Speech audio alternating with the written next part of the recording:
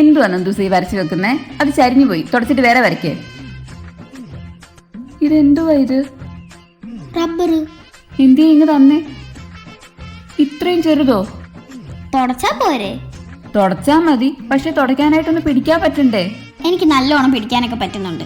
വേറെ റബ്ബർ ഇരിപ്പില്ലേ? പിന്നെ ഇഷ്ടം പോലെ ഇരിപ്പുണ്ട്. എന്തോരം റബ്ബർ മേടിച്ചു കൊടുത്തതാ, എന്ത് കാര്യം. ഇതിലെത്രയോ ഭേദമായിരുന്നു ഞാൻ. ഓ, അമ്മയും പണ്ട് ഇതൊക്കെ തന്നെ ആയിരുന്നല്ലേ? വെറുതെ അല്ല ഞാൻ ഇങ്ങനെ ആയത്. മതി, വരയ്ക്ക്. ആ അമ്മ ഇന്നുണ്ടല്ലോ, ഇംഗ്ലീഷ് ടീച്ചർ ഹോംവർക്ക് ചെയ്യാത്ത എല്ലാവരും എഴുന്നേപ്പിച്ച് നിർത്തി. അപ്പോൾ ഒരു കുട്ടി രക്ഷപ്പെടാൻ വേണ്ടി പറഞ്ഞു ഹോസ്പിറ്റലിൽ പോയതുകൊണ്ട് എഴുതാഞ്ഞെന്ന്.